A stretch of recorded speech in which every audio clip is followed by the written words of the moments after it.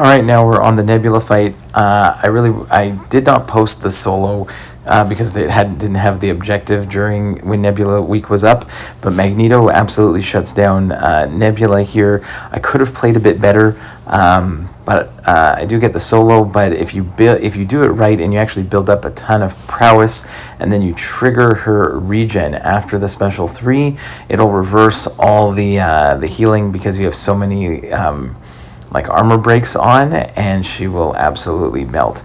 But during, you don't have to worry too much here. I can hit into her block when she's unblockable, and I can parry when she has the shock phase up. Even if I were to hit into the block during the shock phase, there's a chance for the shock not to trigger, and there's a chance that, and I'm going to take like 90% reduced damage from the shock, even if I do get a shock on me, so it's not so bad. So here, all I'm going to do is I'm just going to parry heavy and build up to special 3. Remember, you got to stay close to Nebula here, or else you're potentially getting rooted. I did get rooted at the very beginning of the fight because I forgot that I had to stay close. So here we're just going to stay close, counter her special 1 with a heavy attack, and then we're just going to build up to a special 3, let it rip, and we take down most of her health, and then we end up just playing around just regular hits and specials. I don't build up to a second special 3. I was just kind of a little lazy, I guess, but it's okay. Or it didn't. I just went ahead and finished up the fight. So here I could have built up a little bit more. There I got up to 12, I back away, I'm going to go to 24 prowess. I probably could have done one more, and it would have done a lot more damage, but it's fine. We take up almost like a third of her health there, and then you can see, because she's got the regen up with all those armor breaks, you can see all the regen disappearing. I'm trying desperately to get a hard enough hit in there with a heavy attack to try and trigger another regen, but I don't. So there's still a quarter of the fight left, but we're just going to do some regular hits. So I'll let the music play out as we finish up this one, and we'll see you at the next fight.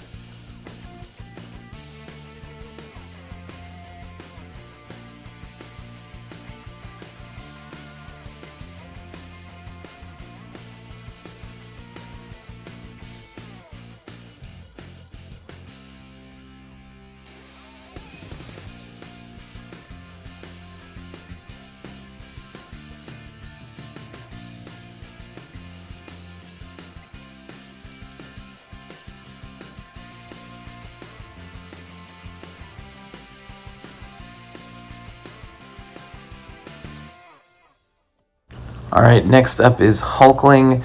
Obviously Mystic attackers are better, but because I don't want to use a Mystic on this side, because I'm going to use a Mystic on the other side, so I want to get the objective for not using a Mystic. I'm only Paragon, so I only have 4 of the 6 objectives, so I can use, I don't use, Tech and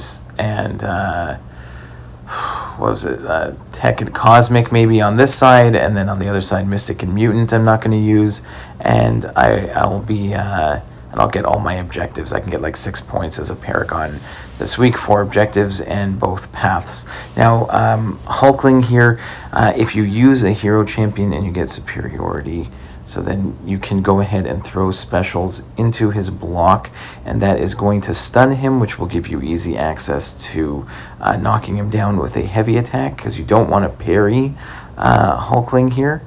So what you can do is you can back up, you can go hit and throw your special into the block, and then he's going to be stunned, and then you go in and you can do a heavy attack. Once I realized that rotation here, because I used Mystics like Chavez and Absorbing Man kind of made him super easy during the actual Winter of Woe week, but here what I end up doing is exactly this. I go ahead, knock him down with a special, then knock him down with the heavy from that passive stun, and then I'm just going to back up and try and get as many hits into the block as I can, and specials as well into the block, and that's going to be all the damage that I need. Hulkling was being very aggressive on me at some points, and I think I do end up dying, and I get clipped, and I end up finishing up the fight with I think I just finish it up with Magneto. So I'll see there, I was a little slow, missing his, evading his special 2, which I usually don't get hit by at all. But again, same rotation here, hit into the block, throw a special into the block, it stuns him, then I can throw a heavy to remove the protection, back off, and then I can hit into, and I want to hit into the block again. I gain power when I hit into the block, so I just keep doing the same rotation over and over and over again, and Hulkling goes down pretty easily. So I'm going to let the music play out again on this one, and we'll see you for the Spider-Ham boss.